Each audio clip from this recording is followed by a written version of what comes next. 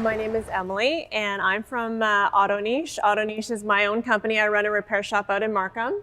So I had the pleasure of driving east today and coming into Kingston, so thank you for having me here. So at my shop, we've been in business. Next year will be 10 years. I am a licensed automotive service technician, so I do fix cars. And then about 10 years ago, 9 years ago, let's say, is when I started my own repair shop. So like I said, we're located in Markham. This is a facility. We moved into this building a year and a bit ago. I was at another location that we had 3 bays, so 3 hoists and 5 parking spots, and we doubled in our size. So now we have actually 5 bays plus 2 floor bays, I guess we'd call them. And then we have a bunch of parking, which is great. For an auto repair shop, parking is really, really, really crucial. Just shots of my team. We did this on Facebook, so we just posted stuff that we were thankful for. So I run a team. It's myself, my lead technician. I have 2 apprentices, and I also have a part-time bookkeeper as well as another admin person. We like to do fun things at the shop, so twice a year we do social events. So we went to Jungle Cat World. Have you guys heard of Jungle Cat World? Yeah, so we got to play with the tigers, and that was fun. So we do that twice a year. We try to do different social events. We also love to do community work as a group, as a team. So this was packing shoeboxes for Operation Christmas Child, if you guys have heard of them before. Like I said, we're a fun shop, and I was on a juice cleanse recently. Do you guys know what a juice cleanse is? It's like you only drink juice. And that was the week that everybody else in my shop decided they were going to bring in chicken and ribs and pizza and everything, and just torture me the whole week. So a few shots of me working on cars. So as you can see, I'm not the biggest technician around, and so I would typically at my shop, I would do the smaller jobs, so things under the dash. I would do a lot of engine work as well, so that's me right in the engine bay. Because I couldn't, reach that far over, I just decided to get right in there. This one, actually, believe it or not, I was just changing a headlight bulb, but in order to do this, if anybody has an older Mazda 6, you have to pull the entire front fender just to change a light bulb. Okay, so if any of you have comments of, well, it's so easy to change a bulb, well, yes and no.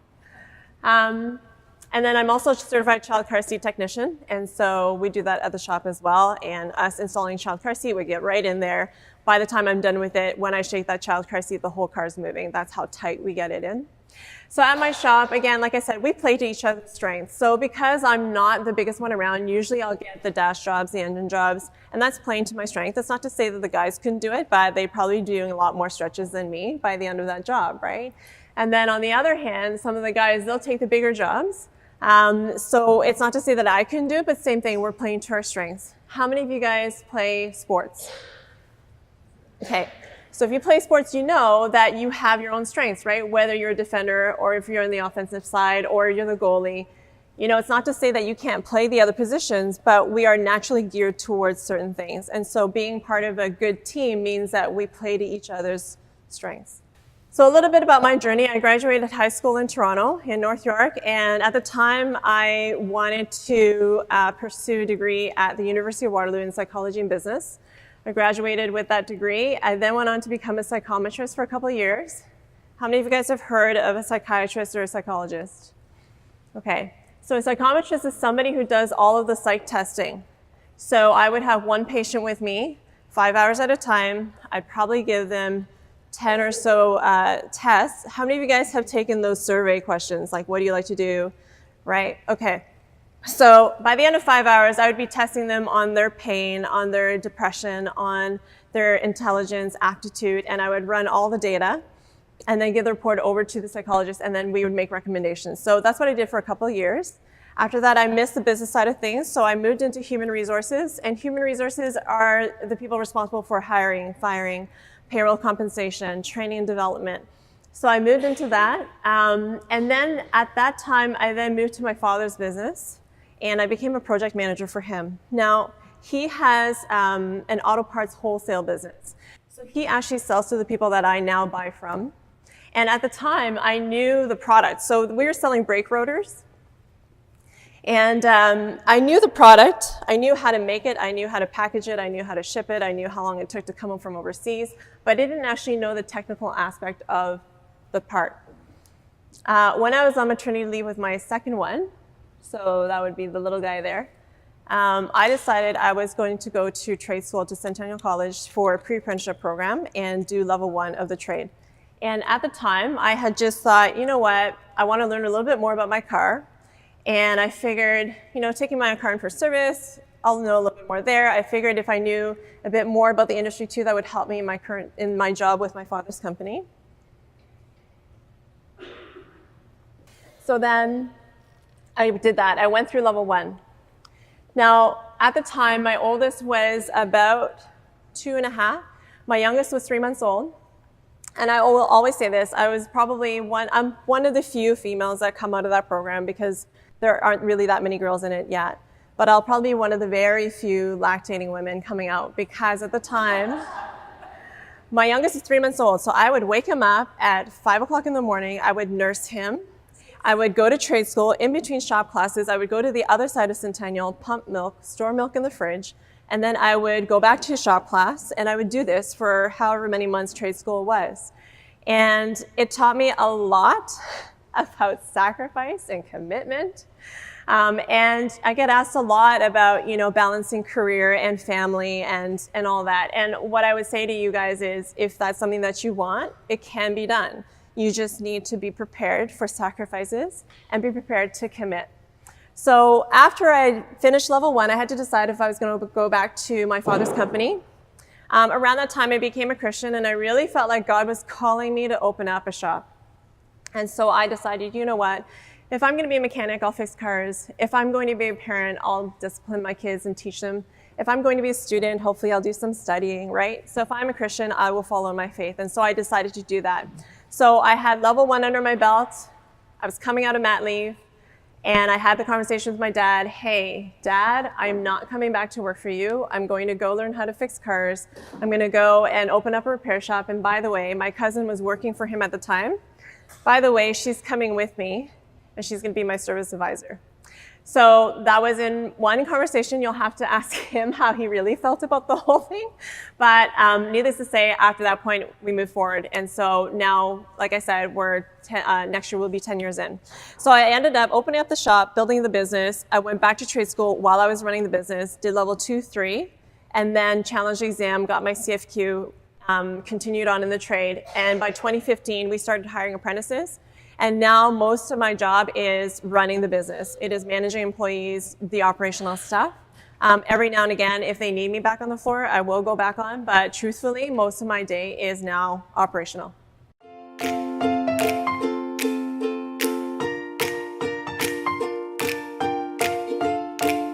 Across Canada and around the world, skilled tradespeople are in high demand. If you like to work with your hands and solve problems, these opportunities could be the beginning of a satisfying career in the skilled trades. Not everyone belongs in an office. In fact, many tradespeople prefer to be actively engaged in their day-to-day work, immediately able to see their efforts come to life. They report a sense of accomplishment from their work and are often paid well beyond the Canadian average. Tradespeople use the latest technology and tools to turn plans into reality, concepts into three-dimensional solutions. Mechanical ability, good hand-eye coordination, and strong math skills are a great foundation for success in the trades. Are you looking for a creative outlet? Tradespeople often use their imagination and creativity to turn raw materials into the products we use every day. Others keep the lights on, the water flowing, and our homes heated. They build, operate, and maintain the physical infrastructure we take for granted. Before you pursue someone else's idea of a good future, consider the unlimited career options in the skilled trades. Crane operators, boiler makers, auto mechanics, and hairdressers are just a few of more than 300 trades occupations. And your career path doesn't stop with certification. Tradespeople are in high demand as trades instructors, supervisors, and inspectors. Many go on to own their own businesses. It can all start with an apprenticeship, a unique post-secondary option that combines on-the-job training with time in school. Best of all, you get paid while you learn new skills and gain practical on-the-job experience.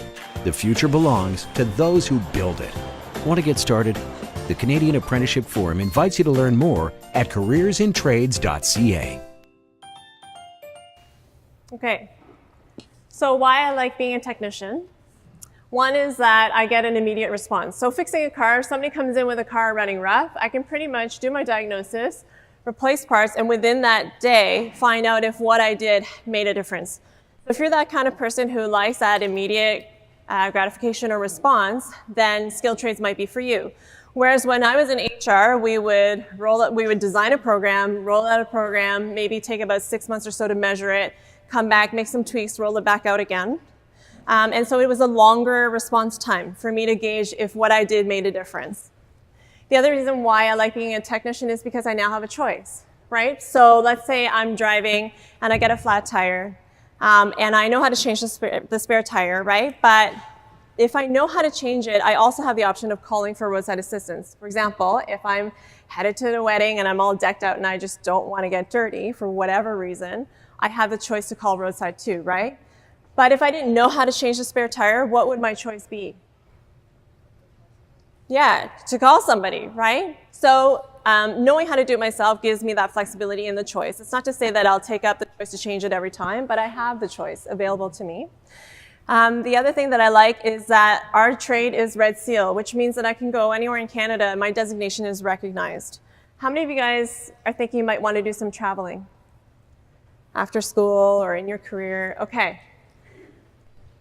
So one of my good friends, she is a Boilermaker, and we had this great conversation about the fact that, you know, with a skilled trade, you can go anywhere in the world, and it's like having a common language almost, because fixing a car, fixing brakes here is going to be very similar to fixing brakes out in Germany, fixing brakes in China, fixing brakes in Brazil. Give me the car, give me the parts and the tools, and I can pretty much demonstrate to you that I can fix it. Whereas, you know, if I was in HR, again, and I got posted out to Germany and to run a program there, I would have cultural things to get over. I would have the language barrier to get over as well. So it's not to say that I can't do it, but I have a few more challenges. And so if you're thinking that you might want to do some traveling, having a skilled trade is also a benefit for you. How do you guys play music? Like a musical instrument, or you sing, something like that? Okay, it's kind of the same thing, where music is a universal language, right? We don't necessarily have to understand each individual country's language. We can get together, bring our instruments, and start jamming, right? So that's another reason why I like being a technician. Aside from all the things that I've said that I do, I also write for a trade magazine. So this magazine goes out to auto repair shop owners, and I write about things like human resources and different technologies that are coming out as well. I blog as well about how to take care of your car. I also road test vehicles for manufacturers, so I will pick up a vehicle from each manufacturer once a week, drive it for the week, review it, post it online, and then switch out the cars. So these are some vehicles that I got this year. I also have the opportunity to go to different media events, so different press launches. So when GMC launched their Sierra earlier this year, I went to Detroit with them. Cadillac launched their Super Cruise technology, where you can drive hands-free on the highways, and I went out to Quebec with them. Bridgestone did an event out in Bowmanville, and we got to race their little Van Diemen cars, so that was a fun one too. And last week I was in England. Because of the review work that I do with the manufacturers, the publication that I work with, they are a technology website, and so I had the opportunity to go out to England to review this new cell phone from Huawei that is coming out in November. I've also done a few TV things and just talking about car safety, car maintenance, car tips. And I show you guys all of this just to say that, you know what, if you're a licensed technician, that doesn't end there. Your career really is what you want it to be. So if you want to start doing journalism, you want to start doing reviews, you want to start traveling across the world to do other things, like you can. It's totally possible. I'm also a professor at Georgian College in the Automotive Business School. So I teach 2 classes there, so they are on study week there too, so I hope my students are studying as well.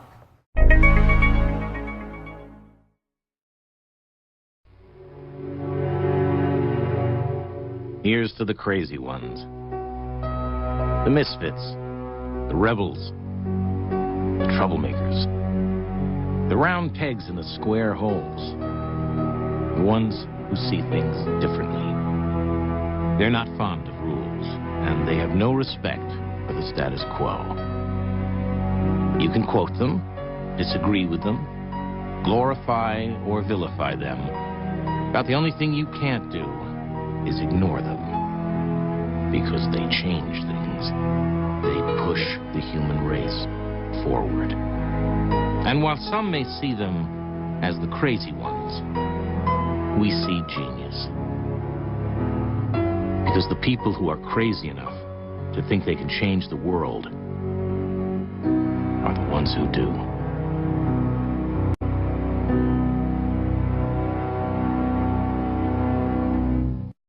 Okay, how many of you guys recognize some of the people in that video? A few, right? How many of you guys remember when the Apple logo was still that color? Okay, so one thing I decided going to the trade was that I had to start thinking differently about what being in the trade meant. So a lot of people were hung up about my gender, about me being a girl, and I'll talk a little bit more about that in a bit. But I decided going in that really the only person that I could control was myself. The only person that I could change in terms of thinking was myself. And I wasn't there to prove anybody else right or wrong. I was just there to go and learn the skills to become a technician, and that was it. Do you guys recognize these people? Yeah? Who's the one on the right? Michael Jordan, right? The lady on the left, anybody recognize her? She's Sheryl Sandberg from Facebook. So right now, I want you guys to think of your own role model. Who is somebody that you look up to? Who's somebody that you admire?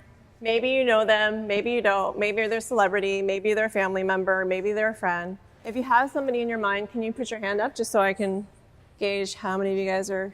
Okay, so for the role models that you have, what I wanted to ask you is, what is the quality of this role model that you like, that you consider them to be your role model?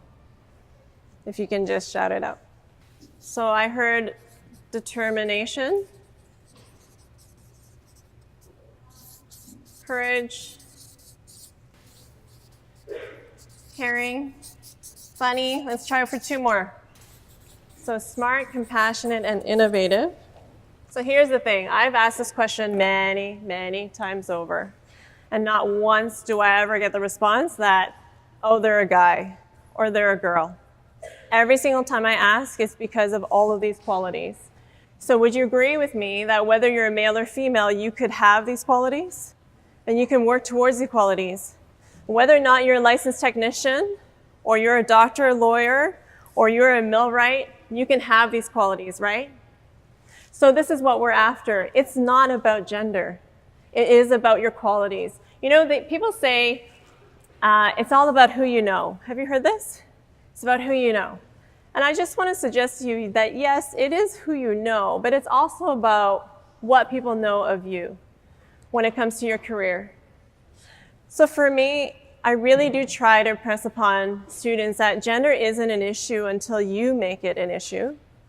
And there are benefits with getting together with like-minded people. So there are benefits to us getting together as women to discuss things in the trade, just as there are benefits to me getting together with other business owners, other entrepreneurs, just as there's benefits to me getting together with other basketball fans, right? So we have our own little cluster of groups that we can get together with, but it's never to say that one gender can do it or can't do it. And like I said, gender isn't an issue until you make it one. So back in trade school, a lot of people were hung up about the fact that I was a girl, right? And every time or any time that they say something towards my gender, I would always try to bring the conversation back to skill. The skilled trades really is about skill. At the end of the day, when my client comes to me with a car that's broken, they want the car fixed. Maybe bonus that it's done by a girl, but they are paying for that job to be done, for that skill to be there. Do you guys still carve pumpkins? I don't know if you guys are at the age, yeah? Okay. So this is my husband. He carves pumpkins, and he's clearly skilled at this because when I do it, it's like 2 triangles for the eyes and then like, you know, a mouth. Maybe I'll put a little indent for the mouth to show the pumpkin lost its tooth. I don't know. But I am not skilled at it. And so we all have different strengths, right, in terms of our skill. And part of our journey in the careers is to figure out, okay, what is it that we're really good at? And what is it that we're not really that good at? And that we're okay with what we're not good at. And that we excel in what we can do well. These are just pictures of my kids and my bookkeeper's kids too. We were doing tire changes with them. And the thing about this trades is that it's hands-on. You can't just look at it and stand by and say, I think I can do that. Skilled trades, we really have to get in there and do it. And the more times you do it, the better you get at it. Okay, before I was 28 years old, I did not know there were 3 different types of screwdrivers. If you asked me for a screwdriver, I would have handed you a flathead every single time. I had no idea. Not until I got into trade school and I learned that there were 3. And now, when you ask me for a screwdriver, I'll be sure to ask you which one you want. At the time when I was with the guys, right, they were all like laughing that I didn't know about these screwdrivers. And honestly, I was laughing too. And to me, I just chalked it up to the fact that, you know what, I just never learned it. Nobody ever taught me, and now I learned it today, and forever I will always remember, right? So again, the focus is on acquiring the skills you need to become successful in the trade that you choose. Okay, since I have you guys as a captive audience right now, I'm going to share a little bit of an automotive tip. How many of you guys have ever seen people drive into the gas station, and they get out of the car, they're ready to pump, and then they realize that the fuel door is on the wrong side of the car? Then they have to get back into the car, do a little UE, spin around. Okay. So most vehicles now, probably 95% of vehicles now, on the instrument cluster has a little arrow to show you where this fuel door is. Okay, so I know this screen is a little bit further back, but can you see the arrow right here? Some of you guys in the front, maybe you can see there's a little arrow next to this fuel. So if I'm sitting in the car looking at it, I know my fuel door is on the left side. Okay. On this one, the fuel door the indicator is actually right over here. Okay, and it's pointing to the right side. This one you guys can probably see a little bit more, right? So fuel door is on the left side. Anybody find it here? Yeah, on the left side. Okay, so you guys now know, right? Something you didn't know and something you now know, and forever you will never be that person that I see making UE at the gas station, right? And who knows, like ask your parents, maybe they didn't know this too. But again, it's all about learning something that you didn't know before, and like I said, forever now you will know. Okay, another question that I get asked is, how do I work in a male-dominated trade, right? So it's really interesting actually, because the principles are the same whether you work in a male-dominated trade or not, but it always comes back to communication for me. So I want to know what you guys think. What do you think the average number of words spoken by a male is each day? How many words do you think the guys in this room, on average, will speak in one day? 6? Did you say 6? 2,500. Okay, a little higher. 5,000. Okay, we're getting close. So 7,000. So now that you know men on average speak 7,000 words a day, I'm going to ask you, how many words do you think the average, men are not allowed to answer this. You'll get it wrong anyway. How many words on average do you think a female speaks in a day? How much? 6,000? Less than the men? It's higher than the men. 9,000 higher. 11,000 higher. What are you guys? Double, so 14,000? Okay, higher. 20,000, okay. I feel like some of the men in the room are like, uh-huh. Okay. So knowing this, it kind of makes sense, right? Like on average, I'm not saying that every man is going to speak 7,000. This is on average. There's some guys that talk more. There's some women that talk less. I certainly talk less. But it makes sense, right? Because women were like, you know, how are you? Men are more like, hey, right? This is a conversation I have with, so I have 2 boys, they're 10 and 12, and I'm always like, you know, how was school? Good. What'd you do? Stuff, you know? So conversation with my boys is, you know, I got to pull it out of them. So knowing this, if it's a male-dominated trade, okay, and I'm going into their world, see, here's the thing. There's 2 ways you can influence people, right? You can either force it down them, the influence, or you can try to bring it from the bottom up. And I'm just pitching to you guys that this is how I did it. I believe in going from the bottom up.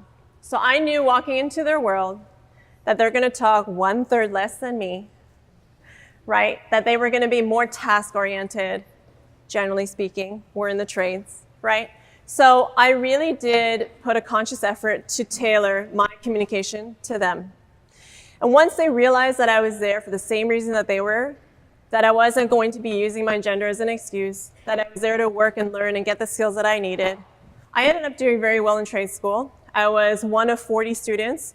And in level 1, I placed highest in my engines class. By the time I got to level 3, I placed highest across all 3 levels, all level 3s that went through that school that year. So I did really well. And you know, ladies, when you start doing well, guys are really competitive, right? So they started noticing. And eventually I earned their respect that way. And that's how I was able to manage my time in trade school and on the floor too. Okay? And it makes sense because think about it this way. How many of you guys do you guys know the difference between an introverted and an extroverted person? Okay. So introverted person, well, let's say let's do it this way. Extroverted person, you get recharged by lots of people, right? That you go to parties, you're very social. Introverted person, you get recharged more by yourself, whether it's reading a book or prayer or whatever it is. So the quiet time is what you like. So how many of you guys would say that you're introverted? Okay, how many of you guys would say that you're extroverted? Okay. And know this, whichever one you are, you can play in the other field, right? But which one do you naturally tend to be? So here's the deal. Can you imagine, so I'm naturally introverted, but can you imagine if I, was a super extroverted person and then I had an introverted person come to me and start talking? And, as an introverted person, I go up to this super extroverted person and it's going to feel like we're not communicating at the same level, right? Because I'm maybe more reserved. I may not give as much detail. They might be more animated. They might be more excited, more happy. And so it's going to come off like we're not exactly speaking at the same level. Do you see what I mean? And so part of our journey in growing in terms of becoming successful in our career, successful in our relationships, is understanding how we can communicate with the other people. And it's no different than working with guys in the trade. Just understanding how they communicate, understanding how I communicate, and working together in the space. So can you adjust your communication style? And are you willing to adjust your communication style? Part of our journey is to discern who really has our best interests at heart. So you're going to have some people that will say no. That'll be the naysayers. I don't know if you guys have people like that in your life already where they're just constantly like poo-pooing on your party, right? The truth is that what they say about you shows you more about them than anything else. So I'll give you an example. Sometimes I get the comment that, when people find out I fix cars, they say things like, oh, you don't look like a mechanic, right? And to me, if you say that to me today, that's a good thing because I actually I showered, brushed my hair, right? Got all clean. If you looked at me now and said, oh yeah, I can see that, I would be thinking, okay, did I have something dirty on me? Like, because I'm not in my shop clothes at all, right? And so when they say that, what it shows me is that they have a perception of what a mechanic should look like that I don't fit into. It really is nothing to do with me. It has everything to do with what their perception is. Does that make sense to you guys? Okay, so somebody who is in your corner, who's cheering you on, somebody who genuinely supports you, they will tell you things like, yeah, you know what, I can definitely see you doing that. And even if they say no, even if they say, you know what, I don't think that's a good idea, they'll also at the same time affirm you in things that you are good at. So again, part of our journey is to discern who really has our best interests at heart and understanding that what they say really is a reflection of them and not always a reflection of you. I'm going to close with this. How many of you guys watch the Raptors? Okay. I love watching the Raptors. And this is any sports team, really. I love watching the Raptors. They always give me a heart attack at the third quarter because it always seems like to be when they are just falling apart. I don't know. Maybe because they have to run the other way. I don't know. At any rate, any sports team you want, doesn't matter which one you want to pick, but imagine this with me. Imagine we're watching a live Raptors game tonight. They're playing, I think, Minnesota. Imagine we're watching it, right? Every time we score, what's the environment like? Yeah, we're all cheering, excited, extroverted people are even more happy, right? And every time the other team scores, right, every time we get a penalty, every time we get a foul, It's very emotional, right? High and low. Okay, now imagine that we saw the same game on the highlight reel. We already know what the score is. We already know Toronto won, of course, right? And now we're just watching all the baskets that go in, whether it's from our team or their team. Do you think that your emotion level will be a little bit different? Okay, why? Okay, yeah, because you didn't follow the game and you didn't follow like all the stuff that happened before it. Why else would your emotion be a little bit different? You already know the score, right? That's what you mean. You already know that we won or lost. And so every basket that we put in and every basket that they put in, we're just now watching it on the highlight reel to admire the shot, really. But there's less high and low, right? So what if life was like that? What if at the end of the day you knew you were going to be that successful technician? What if at the end of the day you knew you were going to be able to travel the world? You knew you were going to have that family that you wanted. You knew that you could be that lawyer that you want to be. You knew you could be that bricklayer that you want to be. What if life was like that, where you just knew you could really achieve what you wanted to? Then every time you have a high and low, every time you miss the mark on the weld, every time you didn't pull the mark that you wanted to on a test, it wouldn't be as emotionally high and low for you, right?